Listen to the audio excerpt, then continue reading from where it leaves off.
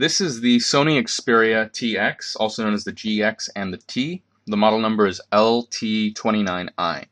It is the newest release from Sony in the Xperia line and will be featured in the upcoming James Bond Skyfall movie. So the biggest selling point about this phone is probably the 13 megapixel camera right there on the back. By default, however, it only shoots 10 megapixel photos, though you can change that in your camera app. Below it, we have the LED flash, and right below that, you've got a little sticker indicating that's where the NFC detector is. Honestly, near-field communications is a function that I probably will never use as just the average consumer. Now, you can also see from the shape that this does follow the standard arc design by Sony, keeping with the times, keeping with their status quo. Now, let's just go around the phone. On the left side of the phone, right here, we've got the unlock button, which also serves as the power on, power off. On the bottom, we have the microphone hole here, and on the other side, we've got a camera shortcut switch, which will open up the camera application immediately. So let's just hold it down, and yes, I am holding this upside down. There we go. It opens up the camera and immediately takes a shot. Now, another way you can get into the camera app is you can click on the unlock and you can drag, instead of left to right, which would open up your home screen, you can drag from right to left, which will open up your camera app again. Now, the reason that this area here is blacked out is because I have it set for 13 megapixels. When you have 13 megapixels, due to the just the aspect ratio of the photograph, you're going to have sort of a more squarish shape. If you, however, want to have more of a wide shot, you can set it to 10 megapixels, which will give you a 16 by 9 and let you use the entire screen as the photo area. Now, this new Xperia does not have any actual physical buttons on the front surface that you can click. So if you want to get back to your home page, you're going to see at the bottom of the screen here, there's 3 dots. Now, if you just click over that once, it'll pop open a home, a back, and your task manager, which will show you whatever's open. Whatever's open on the phone right now, which for me is not too many things. Now, let's go to the home screen. The home screen is locked into portrait mode at all times. If you rotate it, doesn't matter. Hold on, let me just lower the brightness of the camera. You can see things a little bit more clearly. You're locked into having 5 home screens. You can't change that unless you root the phone. Something I don't like, because on the Samsung line it's a lot more flexible. On the drop-down menu here, you've got 5 options up here, and you can't scroll through these. You've only got these 5. You can't change them unless you root the phone. You've got sound, you've got Bluetooth, Wi-Fi, data traffic, and a shortcut into your settings. I just cleared my notifications, and it'll automatically pop that back up once you've done that. So the home screen is very nice. It has a Bravia graphics accelerator, which makes every image look a lot sharper, a lot nicer. Some people have expressed preference for this type of screen over the AMOLED screens of Samsung, because those are too vivid. They seem like a little too unrealistic for them. I feel like that might just be someone complaining because they can't afford an AMOLED screen. But when you look at a screen like this, it really, this camera I'm recording this with doesn't do it justice. It's a great picture. It's a great quality image. Also, the background does scroll along, and that might be why it only goes one direction. On Samsung phones, you can scroll in a circle, in a continuous cycle. Down here, you've got 4 options, as well as the application menu. So application menu, standard with every Android.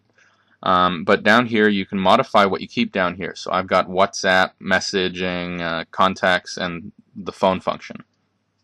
Now, another great thing about this phone that Sony did very well in terms of their design is that when you're at the lock screen, so in addition to the drag to the right, you can get to your home page, drag to the left, you can get the camera, you can actually, from you can actually drag this time around. So you can see here, maybe not, that you've got the time. So for me, it's 1:34, Saturday, October 20th. If you swipe to the right, you get a shortcut to the Walkman application.